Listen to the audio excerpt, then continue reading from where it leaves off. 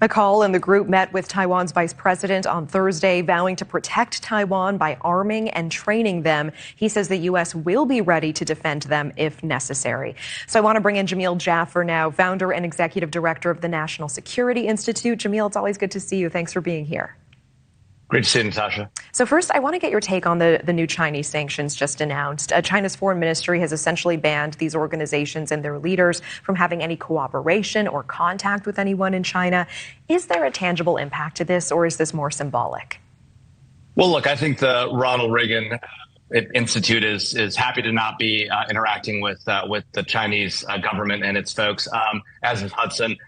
Look, it's almost a badge of honor at this point, being sanctioned by the Chinese or the Russians. It means that you're doing something, you're making an impact, you're having an effect on the effort. And frankly, the Reagan Library and the Reagan Foundation did the right thing, and the Reagan Institute by hosting President Tsai Ing-wen and the meeting there between Speaker McCarthy and the president of Taiwan. Okay, I appreciate that. And meanwhile, U.S. intelligence shows that China's president has instructed his country's military to be ready by 2027 to invade Taiwan. Paint the picture for us. How real and present is the threat of invasion there, and what needs to be done to hold China back? Well, look, obviously the Chinese have a very strong military, the largest standing military in the world, now the largest Navy in the world, albeit not a blue water Navy yet like ours, but certainly capable of carrying out a mission like this by 2027 if they choose to do so. Look, an amphibious landing on Taiwan and securing that island would be difficult, but the Chinese are preparing to do that. And we need to understand that if we want to effectively defend Taiwan, one, we have to clear the backlog of $19 billion of equipment that we've committed to them that we haven't yet funded. And beyond that, we've got to be able to move forces into the region, have them present there to effectively deter the Chinese from acting. Today, the Chinese don't believe that the United States would intervene militarily, notwithstanding the fact that President Biden has said, at least on 2 occasions, that he would intervene militarily if need be. What has China's president learned from watching the invasion of Ukraine and also the U.S. response to that? Well, look, I think that he's learned 2 things. One, don't go in until you're absolutely ready to take the area by force and to succeed on the battlefield. He's seen the mistakes the Russians have made, and he's going to learn from that. The second thing he's learned is that the U.S. is not prepared to put our military on the ground to defend another nation, at least not in Eastern Europe. Whether we are in the Indo-Pacific may be a different question. But I think what he sees is that we're willing to split supplies in, but also only if and when the other side is succeeding. In this case, Ukraine.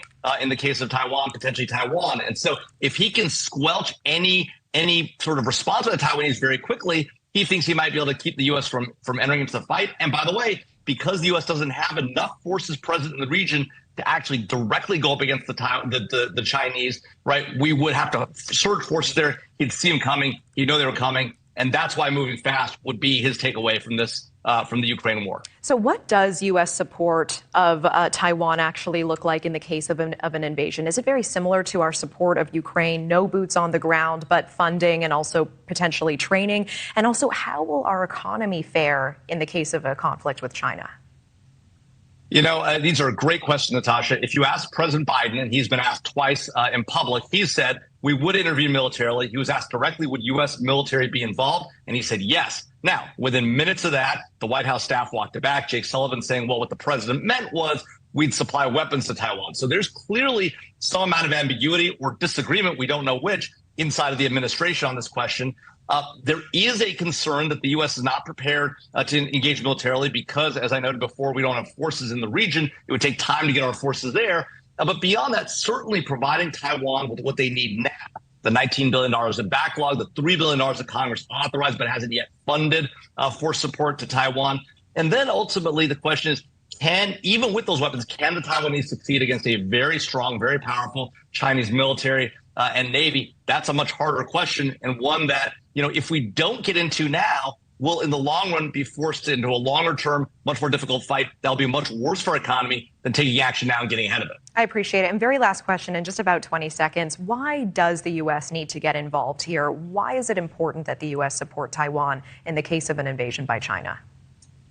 2 main reasons. We depend significantly on Taiwan for a variety of capabilities, including in particular semiconductors. But beyond that, if Taiwan were to fall to the Chinese, it's not where the Chinese Communist Party would stop. Just like with the initial invasion of Ukraine with Crimea in 2014, we see the Russians going further now.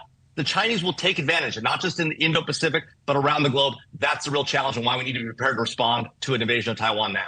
All right, Jamil, Jaffer, always good to see you. Thank you so much for your time. Thanks, Natasha.